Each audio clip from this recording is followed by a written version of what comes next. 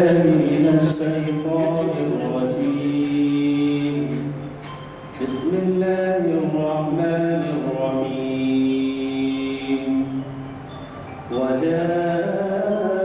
على قميصه بدم كذب قال بل سولت لكم أنفسكم أمرا فصبر جميل والله المستعان على ما تصفون. وجاءت سيارة فأرسلوا واردهم فأدلى دلوه قال هذا يا بشرى غلام وأسروه بضاعة والله عليم بما يعملون. صدق الله العظيم. ملائكته يصلون على النبي يا أيها الذين آمنوا صلوا عليه وسلموا تسليما.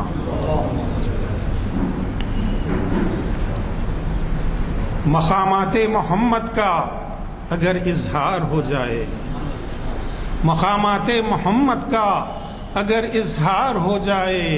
خرد کی آنکھ لگ جائے، جنوں بیدار ہو جائے. مقامات محمد کا اگر اظہار ہو جائے، خرد کی آنکھ لگ جائے، جنوں بیدار ہو جائے. دو عالم کی نظر اس کی نظر سے جھک کے ملتی ہے، دو عالم کی نظر اس کی نظر سے جھک کے ملتی ہے. میرے آقا کے قدموں کا جسے دیدار ہو جائے، میرے آقا کے قدموں کا جسے دیدار ہو جائے. اور اتر کر طور سے موسیٰ ذرا آؤ مدینے میں، اتر کر طور سے موسیٰ ذرا آؤ مدینے میں. یہاں ممکن ہے دونوں کا تمہیں دیدار ہو جائے، یہاں ممکن ہے دونوں کا تمہیں دیدار ہو جائے. اگر ہموار ہو جائے تیری نسبت محمد سے، اگر ہموار ہو جائے تیری نسبت محمد سے، خدا تک جانے والا راستہ گلزار ہو جائے. قل ان کنتم تحبون اللہ فاتبعونی یحببکم اللہ. اگر ہموار ہو جائے تیری نسبت محمد سے، خدا تک جانے والا راستہ گلزار ہو جائے. محمد بائے بسم اللہ کی تفسیر ہیں گویا، محمد بائے بسم اللہ کی تفسیر ہیں گویا. یہی نقطہ اگر پھیلے خط پرکار ہو جائے، یہی نقطہ اگر پھیلے خط پرکار ہو جائے. بھلا جبرائیل نے پہلے کہاں دیکھا تھا یہ منظر، بھلا جبرائیل نے پہلے کہاں دیکھا تھا یہ منظر، کہ رہبر راہ میں رہ جائے راہی پار ہو جائے، کہ رہبر راہ میں رہ جائے راہی پار ہو جائے. مقامات محمد کا اگر اظہار ہو جائے، خرد کی آنکھ لگ جائے، جنوں بیدار ہو جائے. حضرات اللہ کا شکر ہے، موسم کی تبدیلی ہمارے لیے بہت ہی باعث مسرت ہے کہ سردیاں ختم ہوئیں اور اب گرمی کا موسم شروع ہو چکا ہے. سردیوں میں بعض حضرات آنے کے لیے آگے پیچھے ہوتے تھے. کوشش کریے کہ زیادہ سے زیادہ سامعین کو آپ ساتھ لیتے آئیں، اور خصوصاً آپ جب یہاں نماز کے لیے آتے ہیں تو بغیر محفل اٹینڈ کرے کہ مت جائیں. آپ کو تو پتہ ہے کہ 3 محافل ہوتے ہیں، ہفتہ، پیر اور چہارشنبہ، اور تینوں بہت ہی معنی خیز ہوتے ہیں. ہفتے کی محفل تو ابھی آپ نے اس کی ابتدا سن لی کہ یہ جو ہے تاریخ اسلام پہ ہوتی ہے، پیر کی شریعت پہ ہوتی ہے، اور اقبال شناسی چہارشنبے. اور یہ تینوں ہمارے لیے کتنے لازم و ملزوم ہیں اس کا خود آپ اندازہ لگا سکتے ہیں. ہمیں اس بات کے لیے بہت ہی तमानियत होती है कि इनका सिलसिला इकबाल शनासी का 22-23 साल, शरीयत का 15-16 साल, तारीख़ इस्लाम का 13-14 साल से। ये सब आप ज़ात के ताउन का नतीजा है। हज़राए करम ज़रूर इस बात का ख्याल रखें कि आप अपने साथियों के साथ यहाँ आए। आज की ये महफिल जामे मस्जिद आलिया गन फाउंड्री के कॉन्फ्रेंस हॉल में बाद नमाज असर बतारीख 16 फरवरी 2019 बतारीख 16 फरवरी 2019 बरोज़ हफ्ता बाद नमाज असर मुनक़िद हो रही है। इसका उन्वान है मुसलमानों की हुब्बुल वतनी तारीख़ के हवाले से। और ये आज के जो मुक़र्रिर हैं, ये जो 859 850 समझिए लेक्चर्स में इनका 250 से ज़्यादा लेक्चर्स हुए हैं। और अभी आपको अंदाज़ा नहीं है कि इनके इल्मी ताबहुर की वजह से इनके यहाँ जो खिताबात होते हैं वो बैरूनी अखबारात में भी शाया होते हैं। यही नहीं, यहाँ के अखबार भी बहुत ही नुमाया तौर पर से शाया करते हैं। अभी मैं बाजू बैठा था, कड़पा से फ़ोन आया है, उस पर सेल के ऊपर उनको टिकट आया है कड़पा का, हवाई जहाज़ से आई है कड़पा। कौन सी तारीख को है जहाँ? आइंदा हफ्ते को। आज हफ्ता है, आइंदा हफ्ते को कड़पा में है। तो ऐसे अंदाज़ा लगाइए कि ऐसे मौलवीन हमारे पास आते हैं, ऐसे तारीख़ इस्लाम में ही वो मुखातिब करते हैं। तो तारीख़ इस्लाम के माहिरीन आते हैं और हम जो है उनसे इस्तिफ़ादा नहीं करते। और हम जब नहीं करते तो अब हमारे बच्चे क्या करेंगे? ज़ाहिर है क्रिकेट होना, चबूतरों पर बैठ के गब्बाजी होना, दोस्त होना, होटल होना, क्या क्या नहीं होना, वक्त नहीं है जो बोले आप। अफसोस है, तवज्जो कीजिए, वालिदैन की जिम्मेदारी है। अगर आइंदा चल के नस्लें अगर किसी को बुरा भला बोलेंगे तो हमको बुरा भला बोलेंगे कि हमको तरबियत ही नहीं है ऐसी। खाली अगर वो आके बैठ के जाएँ इब्तिदा में तो उनको अंदाज़ा होगा कि दीनी मजलिस क्या होती है और दीनी महफिल से किस तरह इस्तिफ़ादा होता है। खैर, मैं आपको ज़्यादा क्योंकि उनके लिए भी वक्त देना है। मुसलमानों की हुब्बुल वतनी तारीख़ के हवाले से ये उन्वान है। डॉक्टर सैयद इस्लामुद्दीन मुजाहिद आज मुखातिब कर रहे हैं। तारीख़ इस्लाम लेक्चर सीरीज़ की 859वीं नशिस्त है। मैं मौसूफ़ से गुजारिश करता हूँ कि वो शहनशीन पर तशरीफ़ लाएँ और अपने ख़यालात से हमें इस्तिफ़ादे का मौक़ा हूँ। काबिल एहतराम बुज़ुर्गान मिल्लत और अज़ीज़ नौजवान साथियों, आज मैं जिस उन्वान पर आपसे गुफ्तगू करने जा रहा हूँ ये है मुसलमानों की हुब्बुल वतनी तारीख़ के हवाले से। तारीख़ कौमों का हाफ़िज़ा होती है। तारीख़ सिर्फ़ मुख्तलिफ़ कौमों के दरमियान में लड़ी गई जंगों का ख़ुलासा नहीं होती है, बल्कि तारीख़ के ज़रिए हम माज़ी के जो माशरे थे उनके रस्म रिवाज, उनके तौर तरीक़े, उनकी तहज़ीब व तमद्दुन की मालूमात भी हमको तारीख़ के ज़रिए मालूम होती है। मैंने ये उन्वान इसलिए मुंतख़ब किया कि हम देख रहे हैं कि हमारे अपने मुल्क में ख़ास तौर पर गुज़िश्ता 2-4 साल से मुसलमानों से उनकी हुब्बुल वतनी पर सवाल उठाया जा रहा है और ये कहकर प्रोपेगेंडा किया जा रहा है कि मुसलमान हमला आवर की हैसियत से इस मुल्क पर आए और उन्होंने यहाँ के अक्सरियत के मजहबी मकामात की बेहुरमती की, उसको मिस्मार किया और यहाँ की दौलत लूट कर चले गए। लेकिन तारीख़ इस बात की गवाही देती है, मुस्लिम मौरख़ीन नहीं बल्कि गैर मुस्लिम मौरख़ीन जो गैर मुतासिब और गैर जानिबदार हैं, उन्होंने तारीख़ को खंगाल कर दुनिया के सामने ये हकीकत रख दी कि मुसलमानों ने यहाँ तकरीबन 800 साल तक हुकूमत की और इस 800 साला दौरे हुक्मरानी के अंदर उन्होंने जिस तरीक़े से अपने वतन से मोहब्बत का सबूत दिया, किसी और हमला आवरों ने उसका कोई सबूत नहीं दिया। जबकि हिंदुस्तान पर तातारियों ने भी हमला किया, जबकि हिंदुस्तान को पुर्तगीज़ भी आए, अंग्रेज़ भी यहाँ पर एक कंपनी कायम किया और उसके बाद यहाँ पर इक़्तिदार को उन्होंने हथिया लिया। लेकिन मुसलमान जब आए तो मुसलमान यहीं के होकर रह गए اور نہ صرف یہیں ہو کر رہ گئے بلکہ انہوں نے ایک ایسے سماج میں جہاں پر کوئی تہذیب نام کی چیز نہیں تھی، کوئی تمدن نام کی چیز نہیں تھی، جہاں کا رہن سہن ایک وحشیانہ انداز کا رہن سہن تھا، جہاں انسانوں کے درمیان میں تفریق اور تقسیم کی جاتی تھی، ذات کے بھید بھاؤ نے بعض لوگوں کو جانوروں سے بدتر زندگی گزارنے پر مجبور کر دیا تھا، عورت کو ایک انسانی یعنی جان تصور نہیں کیا جاتا تھا۔ ایسے ماحول کے اندر مسلمان آئے اور مسلمانوں نے آ کر دین اسلام کی تعلیمات اور توحید کے عقیدے کو اس طریقے سے یہاں کے لوگوں کے ذہنوں میں راسخ کیا کہ آپ دیکھتے ہیں کہ ہندوستان مسلمان دور میں جو دور وسطیٰ کا دور کہلاتا تاریخ میں ایک بہت ہی تہذیب یافتہ ملک کی حیثیت سے دنیا کے نقشے پر ابھرتا ہے۔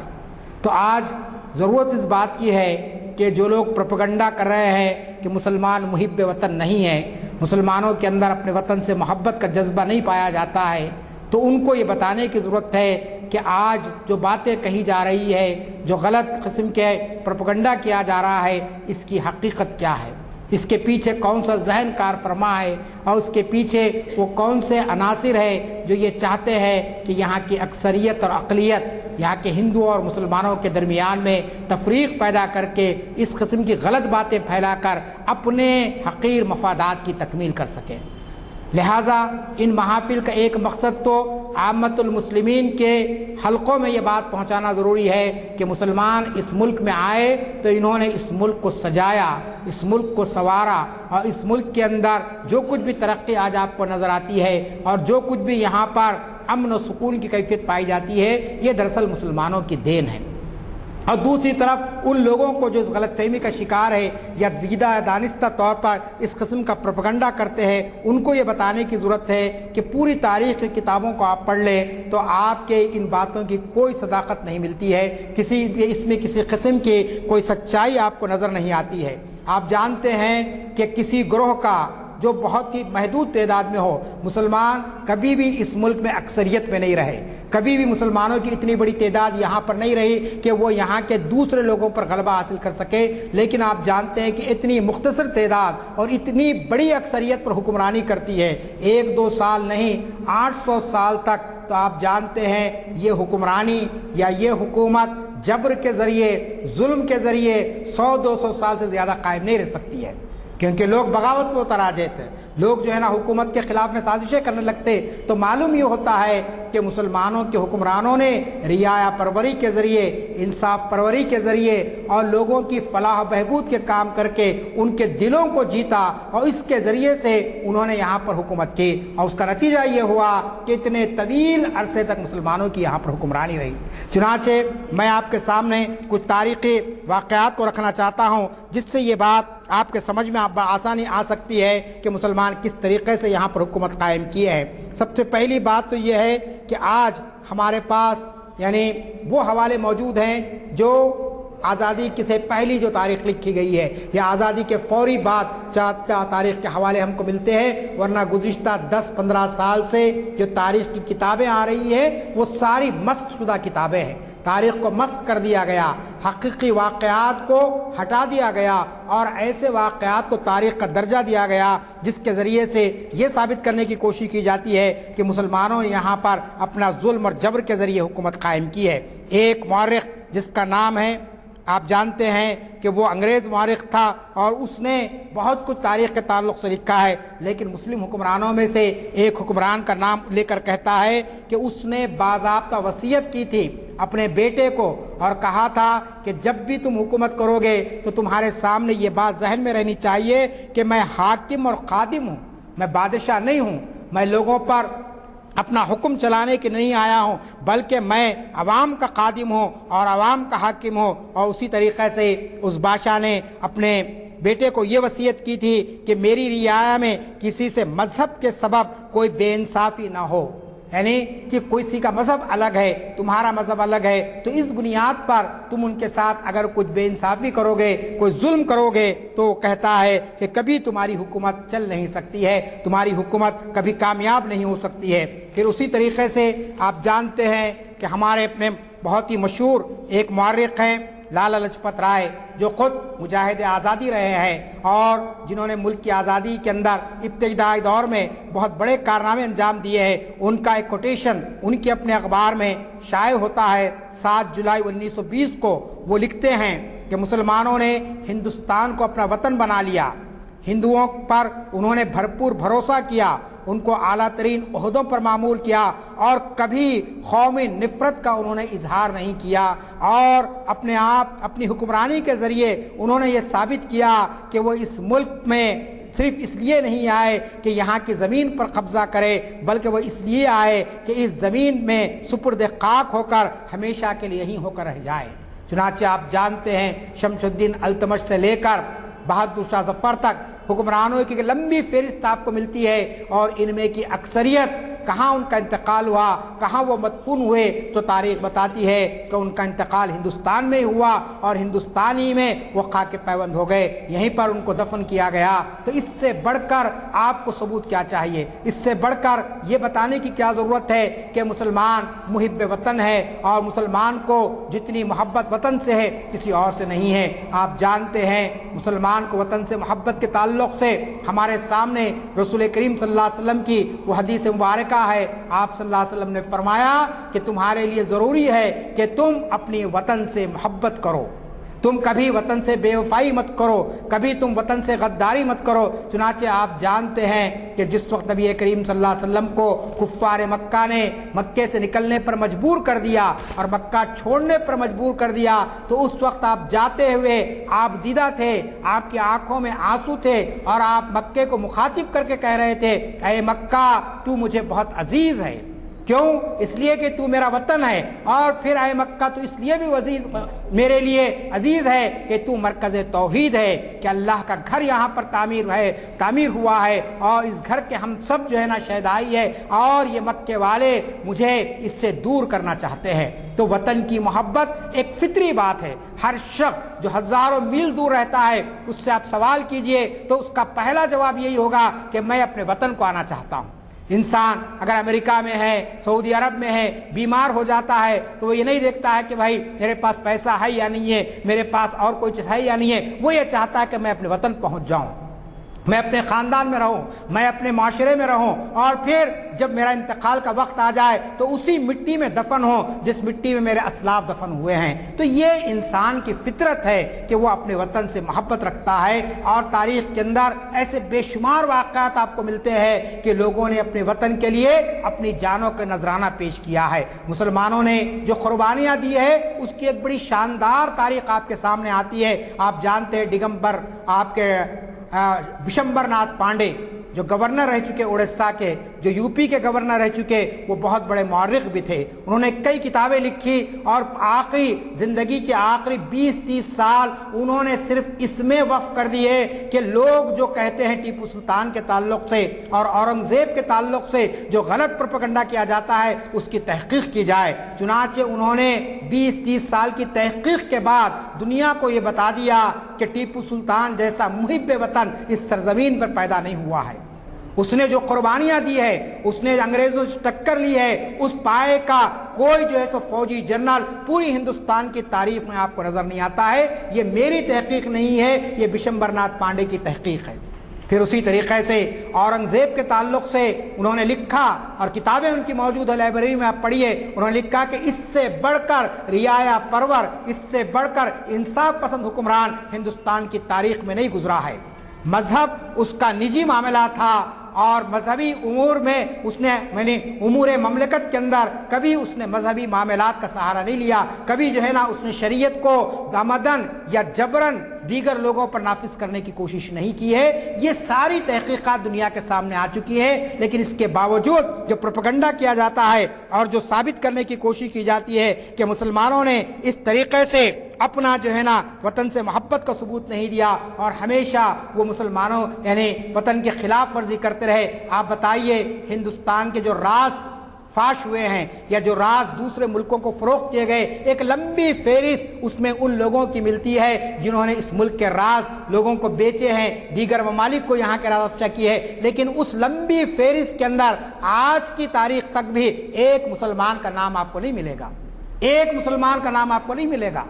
تو یہ اس بات کا ثبوت ہے کہ مسلمانوں نے ہر قسم کی تکلیف کو برداشت کیا، ہر قسم کے طعنے کو برداشت کیا، لیکن انہوں نے کبھی بھی ملک کے مفاد پر کبھی کوئی سودا نہیں کیا، انہوں نے کبھی ملک سے کوئی بے وفائی نہیں کی۔ چنانچہ ایک مورخ لکھتا ہے کہ مسلمانوں نے جو سلطنت قائم کی تھی اس کا سب سے بڑا اثر ہندوستان کے تمدنی زندگی پر پڑا۔ یہاں جو تمدن پایا جاتا تھا وہ تمدن ایک ایسا تمدن تھا کہ جس کو دنیا کے سامنے اگر پیش کیا جاتا تو دنیا اس کا مذاق اڑاتی، لیکن مسلمانوں کی آمد کے بعد ہندوستانی معاشرے کے اندر جو تمدن قائم ہوا اور جس طریقے سے ایک تہذیبی انقلاب برپا ہوا اور معاشرتی زندگی کے اندر جو تبدیلیاں آئی، اس کی وجہ سے ہندوستانی قوم دنیا میں ایک باوقار مقام حاصل کر سکی۔ تو یہ صورتحال ہمارے سامنے آتی ہے۔ پھر اسی طریقے سے آپ دیکھتے ہیں سر جادو ناتھ سرکار، یہ بھی ایک بہت بڑے مورخ گزرے ہیں، ان کی بھی بہت ساری کتابیں ہمارے سامنے موجود ہے۔ انہوں نے اپنی کتاب میں لکھا کہ یہ کس طرح ممکن ہے کہ مسلمان بادشاہوں کے ان احسانات کو فراموش کر دیا جائے جو ان کی نیک نیتی اور حب الوطنی کا ثبوت پیش کرتی ہے۔ تاریخ کے ہر مرحلے پر ان کے اپنے اقوال ہیں کہ مسلمانوں نے ہندوستان کو اپنا وطن سمجھا، وہ ملک کی ترقی اور اس کی فلاح اور اس کی آسودہ حالی کے لیے ہمیشہ تگ و دو کرتے رہے۔ انہوں نے کبھی بھی اور خاص طور پر ہنگامی حالات کے اندر کوئی ایسی شرانگیزی نہیں کی جس سے ہندوستان کی یکجہتی یا اس کی سالمیت پر اثر پڑتا ہو۔ ابھی میں آ رہا تھا، پرانی حویلی پہ لوگ پروٹیسٹ کر رہے ہیں اور کچھ جان پہچان کے لوگ تھے، انہوں نے کہا کہ آپ بھی رک جائیے، ایک 10-15 منٹ یہاں پر خطاب کر کے جائیے۔ وہ جلسہ احتجاج ہو رہا تھا کشمیر پر جو حملہ ہوا ہے اور کشمیر میں جو ہندوستان کے فوجی مارے گئے ہیں ان کے تعلق سے پروٹیسٹ ہو رہا تھا۔ یقیناً یہ ایک دہشت گردانہ کارروائی ہے، یہ یقیناً حیوانیت کی آخری حد اس کو کہا جا سکتا ہے، اور یہ ایسی کارروائی ہے کہ جس کا کوئی انصاف پسند انسان اس کی تائید نہیں کر سکتا ہے، اس کی حمایت نہیں کر سکتا ہے، اور مسلمان اور اسلام تو کبھی اس کی اجازت نہیں دیتے ہیں کہ اس طریقے سے معصوم انسانوں کا قتل کیا جائے، اس طریقے سے لوگوں کی جان لے لی جائے۔ لیکن چونکہ دہشت گردی کے واقعات اتنے عام ہوتے چلے جا رہے ہیں، اس میں حکومتوں کی پالیسیوں کی ناکامیاں، اس میں نظم و نسق کی کمزوریاں اور اس میں مختلف حکومتوں کے درمیان میں ٹکراؤ کی کیفیت کی وجہ سے آپ جانتے ہیں کہ آج معصوم انسانوں کا خون بہ رہا ہے۔ ان فوجیوں کا کوئی جو ہے نا ہندوستان کی سیاست سے یا پاکستان کی سیاست سے کوئی تعلق نہیں ہے، لیکن آپ جانتے ہیں کیونکہ جانیں ضائع ہوئی ہے، جس پر ہر انصاف پسند انسان کا دل تڑپ اٹھتا ہے اور چیخ اٹھتا ہے کہ اس تہذیب یافتہ دور کے اندر بھی کیا کوئی تصور کر سکتا ہے کہ اس طریقے سے انسانوں کے لاشوں کے انبار کھڑے کر دیے جائے۔ تو یہ ایک پہلو ہے، لیکن دوسرا پہلو کیا ہے؟ کیوں مسلمان اس طریقے سے احتجاج کر رہے ہیں؟ اس لیے احتجاج کر رہے ہیں کہ ہم بتانا چاہتے ہیں کہ ہم اس حملے کے خلاف ہیں اور ہم اس دہشت گردی کارروائی کو ایک بربریت کی کارروائی سمجھتے ہیں، اور اس کے لیے میڈیا کے ذریعے ہم پیش کرنا چاہتے ہیں، ٹی وی اور اخبارات کے ذریعے بتانا چاہتے ہیں کہ مسلمان اس قسم کی کارروائیوں کو پسند نہیں کرتا ہے۔ تو یہ دراصل یہ سوچ غلط ہے۔ کیوں؟ اس لیے کہ کسی کو بتانے کے لیے اور کوئی ثبوت اگر آپ طلب کرتا ہے اور ثبوت کو پیش کرنے کے لیے اگر آپ سے کہا جائے کہ آپ وندے ماترم پڑھے، آپ قومی پرچم لہرائے، آپ فلاں چیز کرے، تو لازمی چیز ہے کہ یہ کرتے رہیں گے، لیکن سامنے والا آپ کو محب وطن تصور نہیں کرے گا۔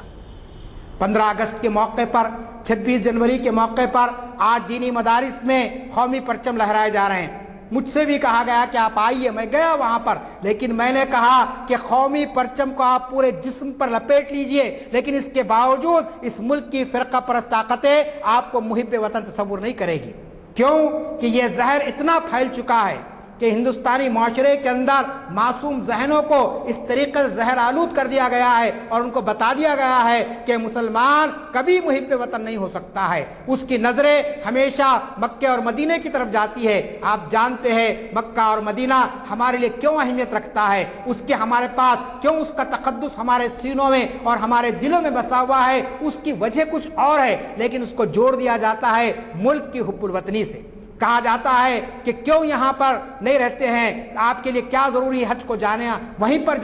جائیں گے تو آپ کی عبادت کے پورے تقاضے پورے ہوں گے، اور فلاں کام کریں گے تو یہ آپ کی عبادت تقاضے پورے ہوں گے۔ تو یہ جو سوالات اس وقت 10-20 سال کے دوران میں اٹھتے جا رہے ہیں، اس کا جواب ان مورخین نے آج سے 50-60 سال پہلے دے دیا، اور بتا دیا کہ مسلمانوں نے اس ملک کی ترقی کے لیے، اس ملک کی یکجہتی کے لیے، اور اس ملک کے اندر حب الوطنی کی فضا کو قائم کرنے کے لیے انہوں نے جس قسم کے کارنامے انجام دیے، اس کے اندر فلاح و بہبود کے کارناموں کے علاوہ سماجی زندگی کے اندر جو انتشار پھیل گیا تھا، اس انتشار کو انہوں نے ختم کیا ہے۔ ایک اور مورخ لکھتا ہے آگے کہ مسلمان حکمرانوں کی کوششوں سے برہمنوں کا برہمنا جو چھا گئی تھی ہندوستانی سماج پر، اس کا خاتمہ ہوا، اور عام لوگوں کو یہاں پر مذہبی کتابیں پڑھنے، مذہبی مراسم کو ادا کرنے کا موقع ملا۔ ورنہ آپ جانتے ہیں اگر ہندوستان مسلمان نہ آتے تو یہاں پر ہر ایک کی عبادت گاہ الگ تھی، ہر ایک کے مراسم عبادت الگ الگ انداز کے تھے، لیکن مسلمانوں نے اس ساری تفریق کو ختم کیا اور کہا کہ سارے انسان خدا کے بندے ہیں، اور ساری انسانیت اللہ کا ایک کنبہ ہے، اور ان کے درمیان میں مذہب کی بنیاد پر، ذات کی بنیاد پر، یا کسی اور بنیاد پر کوئی جو ہے نا فرق نہیں کیا سکتا ہے۔ پھر اسی کے ساتھ آپ جانتے ہیں کہ ہندوستان کے پہلے وزیر اعظم کی بہت ہی مشہور تصنیف ہے ڈسکوری آف انڈیا، ہندوستان ایک کھوج، جس کا ہندی میں بھی ترجمہ ہو چکا ہے۔ اس کتاب کے اندر پنڈت جواہر نہرو نے ہندوستان کے مسلمانوں اور ان کے اسلاف کے تعلق سے جو جملے لکھے ہیں وہ میں آپ کے سامنے پڑھتا ہوں کہ انہوں نے اپنی کتاب میں، اس کا صفحہ نمبر بھی ہے ڈسکوری آف انڈیا کا 193، اس پر وہ لکھتے ہیں ہندوستانی تاریخ کا وہ دور جو عہد وسطیٰ کہلاتا ہے اپنے ساتھ کئی تبدیلیاں لایا۔ یہ تبدیلیاں بڑی اہم تھی۔ چند مثالوں کو چھوڑ کر اس دور کے حکمرانوں نے عوام کے رسم و رواج اور طرز زندگی میں کوئی مداخلت نہیں کی۔ انہوں نے اپنے مذہب کو بزور طاقت کسی پر نافذ کرنے کی کوشش نہیں کی، بلکہ عہد وسطیٰ میں جو مذہبی رواداری پائی جاتی تھی اس کی مثالیں دنیا کے کسی اور ملک میں بہت ہی کم ملتی ہیں۔ یہ میرے نہیں بلکہ کوئی عام آدمی کے بھی نہیں، بلکہ ہندوستان کے پہلے وزیر اعظم جنہوں نے ہندوستان کی جدوجہد میں، آزادی میں ایک کلیدی رول ادا کیا ہے، انہوں نے اپنی تصنیف میں جو ایک دستاویزی حیثیت رکھتی ہے، ان باتوں کا اعتراف کرتے ہوئے مسلمانوں کی حب الوطنی کے تعلق سے یہ باتیں بیان کی ہے، اور وہ لکھتے ہیں کہ اس دور کے حکمران ہندوستان کو اپنا گھر سمجھتے تھے۔ ہندوستان اس دور میں بطور بدستور ایک آزاد ملک رہا۔ یعنی مسلمانوں کے دور کو آپ غلامی کا دور نہیں کہہ سکتے ہیں۔ غلامی کا دور تو صرف وہ دور ہے جو انگریزوں کا دور رہا ہے۔ انگریز جب ایسٹ انڈیا کمپنی قائم کیے اور اس کے بعد انہوں نے یہاں پر حکومت سنبھالی تو ان کے خلاف میں جو لڑائی لڑی گئی ہے، چاہے وہ پہلی جنگ آزادی ہو یا اس کے بعد کی قومی تحریک ہو، پھر اس کے بعد ہندوستان کی آزادی ہو جو 1947 کو حاصل ہوئی ہے، تو اس کو آپ دور غلامی کہتے ہیں۔ ورنہ اس سے پہلے پنڈت نہرو کے الفاظ میں کہ یہ ایک آزاد ملک تھا۔ کیوں آزاد ملک تھا؟ اس لیے کہ یہاں پر ہر ایک کو مذہبی آزادی حاصل تھی، ہر ایک کو سماج میں ایک یکساں مقام حاصل تھا۔ مسلمان حکمران ہونے کی بنا پر ایسا نہیں تھا یہاں پر صرف مسلمان ہی حکومت کر سکے یا کوئی دوسروں کو حکومت کرنے کا موقع نہیں دیا گیا تھا۔ یہ چیزیں ہمارے پاس تاریخ کے ذریعے ملتی ہے۔ پھر اسی طریقے سے ایک اور مورخ کا قول میں آپ کے سامنے رکھتا ہوں، جیسا کہ میں نے آپ سے کہا کہ ٹیپو سلطان کے تعلق سے بشمبر ناتھ پانڈے کی بڑی تحقیق ہمارے سامنے موجود ہے، لیکن ساتھ ہی ساتھ گاندھی جی نے بھی ٹیپو سلطان کو خراج عقیدت ان الفاظ میں پیش کیا ہے۔ انہوں نے اپنے اخبار ینگ انڈیا میں لکھا کہ ٹیپو سلطان میسور کا ایک ایسا بادشاہ گزرا ہے کہ اس نے 18ویں صدی کے آخر میں انگریزوں کے خلاف سخت جنگ کی تھی۔ اس وقت اگر سارے ہندوستانی ان کا ساتھ دیتے تو ہندوستان 100 سال پہلے آزاد ہو گیا ہوتا۔ آپ بتائیے 1776، ہم 1856 لیتے ہیں پہلی جنگ آزادی، لیکن مورخین کا کہنا ہے کہ اس سے ٹھیک 100 سال پہلے ٹیپو سلطان نے میسور میں اور سراج الدولہ نے بنگال میں انگریزوں کے خلاف میں طبل جنگ بجا دیا تھا۔ باضابطہ انہوں نے اعلان کر دیا تھا کہ ہم انگریزوں سے مقابلہ کریں گے۔ چنانچہ گاندھی جی کہتے ہیں کہ اگر اس وقت سارے ہندوستانی ٹیپو سلطان کا ساتھ دیتے تو ہندوستان 100-150 سال پہلے آزاد ہو گیا ہوتا، لیکن اپنوں کی سازشوں کے نتیجے میں اور لوگوں کی ہمت ہار جانے کی وجہ سے ٹیپو سلطان کی شہادت ہو گئی اور انگریز یہاں پر پھر اپنا قبضہ قائم کرنے میں کامیاب ہو گئے، اور اس کے بعد 150 سال تک پھر پورے ہندوستانیوں کو انگریزوں کے خلاف میں جنگ کرنی پڑی، مہازارائی کرنی پڑی، ہزاروں لاکھوں انسانوں کا قتل و خون ہوا، اس کے بعد یہ ملک آزاد ہوا۔ تو پنڈت نہرو کہتے ہیں کہ ٹیپو سلطان ایک ایسا حکمران رہا کہ جو ایک خدا ترس اور غیر متعصب حکمران تھا۔ اب آپ بتائیے، بابا قوم جن کو کہا جاتا ہے، ان کے الفاظ ہے یہ کہ وہ ایک غیر متعصب، کسی بھی فرقے یا کسی بھی ذات یا کسی بھی مذہب کے تعلق سے ان کے پاس کوئی تعصب نہیں پایا جاتا تھا، اور پھر اسی کے ساتھ وہ جو ہے نا ایک ایسا شخص تھا، خدا ترس تھا۔ آپ کو معلوم ہے کہ خدا ترس ہونا، خدا سے ڈرنا، خدا کا خوف پیدا اپنے اندر لانا، یہ کوئی بری چیز نہیں ہے، یہ تو بہت اچھی چیز ہے، اور ہر شخص کو یہ چیز ہونی چاہیے۔ اگر ہندو بھی ہے، عیسائی بھی ہے، سکھ بھی ہے اور مسلمان بھی ہے، ہر شخص اگر اپنے خدا سے ڈرنے لگے گا تو لازمی چیز ہے کہ معاشرے کے اندر سے جرم کا تصور ختم ہو جائے گا، گناہ کا تصور ختم ہو جائے گا، نہ پولیس کی ضرورت رہے گی، نہ قانون کو نافذ کرنے والی ایجنسیوں کی ضرورت رہے گی۔ لیکن آج خدا ترسی کو، خدا کے ماننے والوں کو دنیا دہشت گرد کہنے لگی ہے۔ دنیا یہ سمجھ لگی کہ صاحب کوئی شخص بہت زیادہ نمازی ہے، بہت زیادہ پابند شریعت ہے تو وہ کوئی اچھا انسان نہیں ہو سکتا ہے، وہ دہشت گرد ہو سکتا ہے۔ اس طریقے کی ایک شبیہ پورے آپ دیکھتے ہیں کہ پورے ملک میں بنائی جا رہی ہے۔ چنانچہ گاندھی جی آگے لکھتے ہیں 23 جنوری 1930 کے اپنے اخبار میں کہ ٹیپو سلطان کو انگریزوں سے ایک ایسے مذہبی حکمران میں دیکھا جس نے ہندوستان کو زبردستی مسلمان بنایا، لیکن وہ ایسا ہرگز نہیں تھا۔ یہ انگریزوں کی تاریخ ہے، انگریزوں نے توڑ مروڑ کر واقعات کو پیش کیا، اور اس کے بعد یہاں کے جو فضائی ذہن رکھنے والی طاقتیں ہیں انہوں نے اس کو آگے بڑھایا۔ انگریزوں نے پھوٹ ڈالو اور حکومت کرو، تقسیم کر دو لوگوں کو آپس میں اور اپنے سیاسی مفادات کی تکمیل کرو۔ اس بنیاد پر انہوں نے ٹیپو سلطان کے تعلق سے، اورنگزیب کے تعلق سے اور دیگر حکمرانوں کے تعلق سے اس قسم کی باتیں کہی، جبکہ گاندھی جی نے اس کی تردید کرتے ہوئے کہا کہ ٹیپو سلطان کو انگریز مذہبی حکمران کی حیثیت سے انگریزوں نے پیش کیا ہے، حالانکہ حقیقت یہ ہے کہ وہ ایسا نہیں تھا۔ اپنی ہندو رعایا سے اس کے نہایت رواداری اور باہمی اگانگت کے تعلقات تھے۔ چنانچہ یہ ساری باتیں آپ جانتے ہیں کہ آج بھی آرکیولوجیکل سروے آف انڈیا جو پورے دستاویزات کو تاریخی محفوظ رکھتا ہے، یہ ساری تاریخی دستاویزات ان کے سامنے موجود ہے۔ ٹیپو کے تعلق سے شنکر مٹھ کے شنکراچاریہ لکھتے ہیں کہ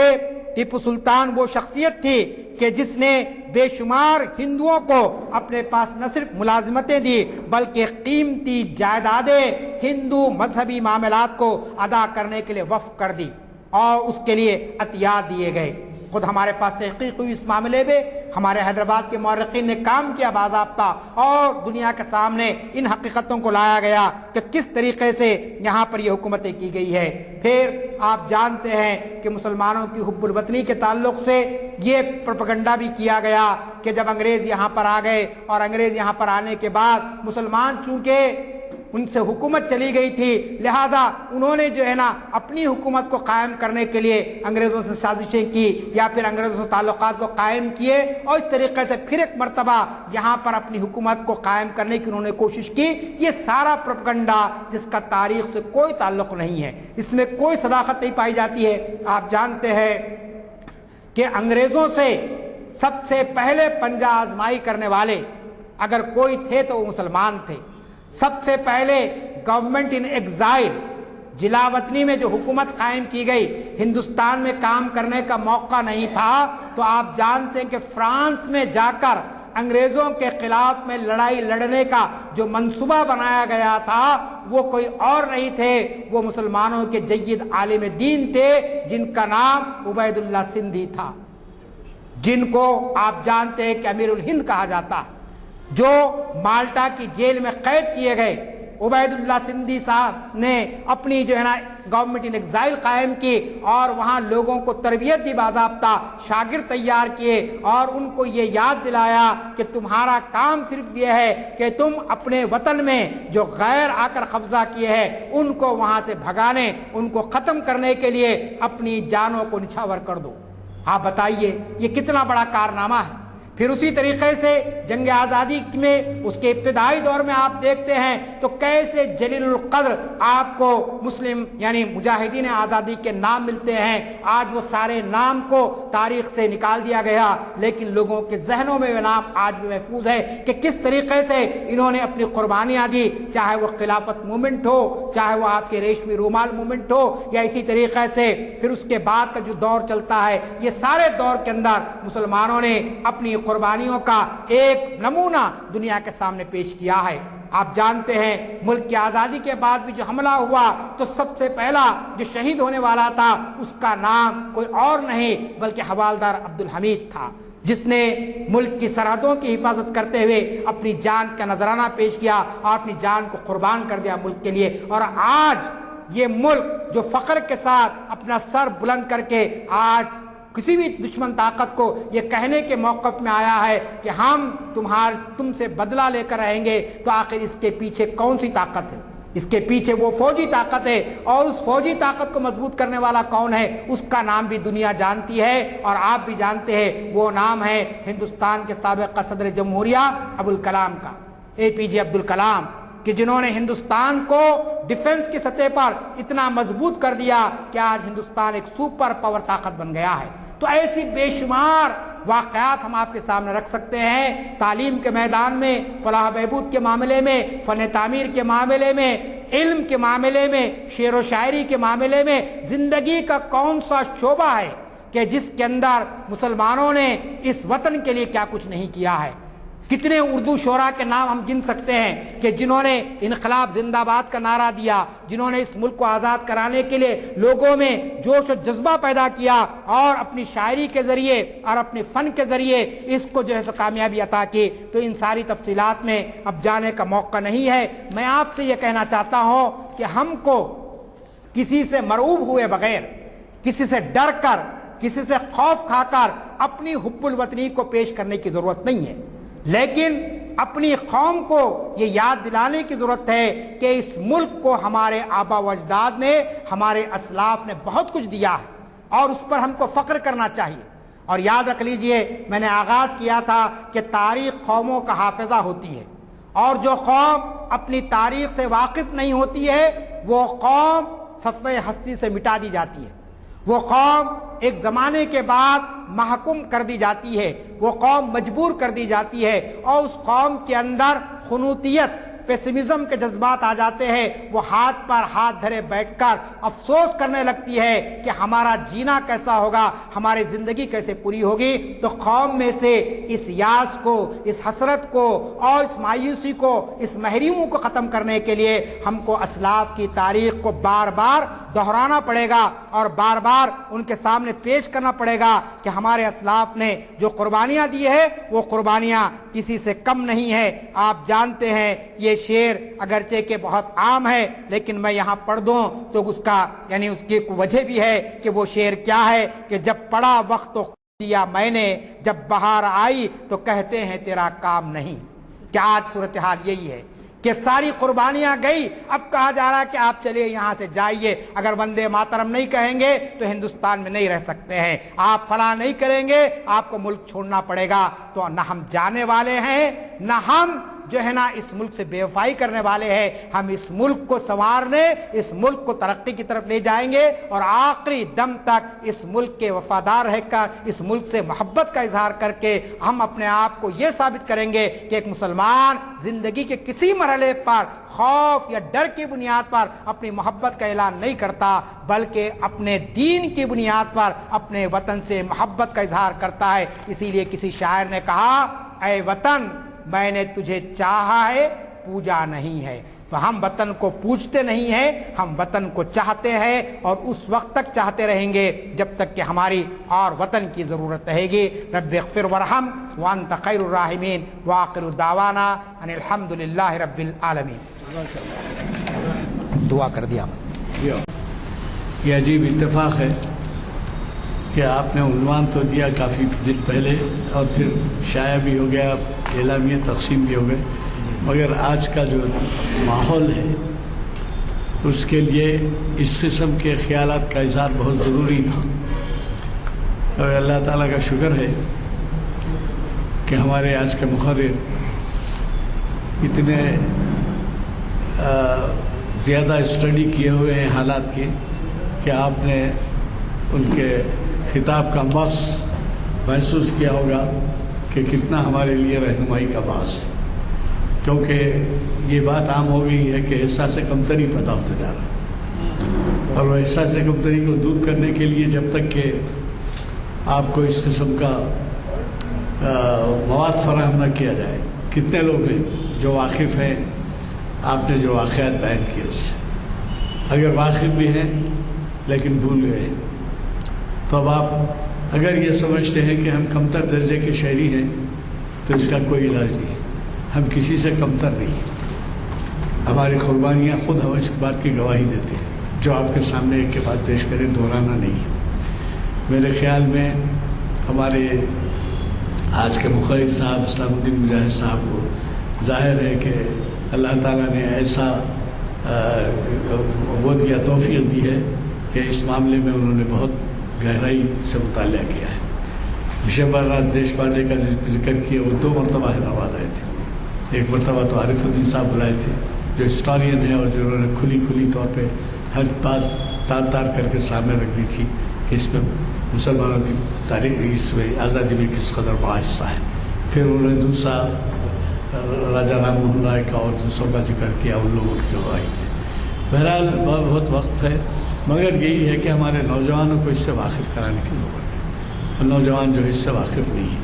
अब आप अंदाज़ा लगाइए कि आज हमारे तादाद इतनी है लेकिन नौजवान कितने हैं इसमें। अब कोशिश कीजिए नौजवानों को स्कूल के बच्चों को लाइए। मैं तो ये चाहूँगा कि अगर आपका किसी स्कूल से ताल्लुक़ है तो कम से कम 3 हफ्ते में 3 महफिल होते हैं, एक महफिल में तो लाइए,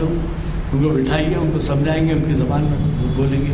8वीं 9वीं 10वीं जमात के बच्चों को लाइए, वो हमारी तहजीब से वाकिफ़ होंगे, हमारे महफिल से वाकिफ़ होंगे, हमारे मकासद से वाकिफ़ होंगे, और वो खुद अपने जब बड़े होंगे तो ऐसी महफिलें सजाएंगे कि आपके आप में से कई का ताल्लुक़ है स्कूलों से, हेड मास्टर से मिलिए, प्रिंसिपल से, क्या बड़ी बात है, 2 वैन अरेंज करें तो 15-20 बच्चे आ जाते हैं,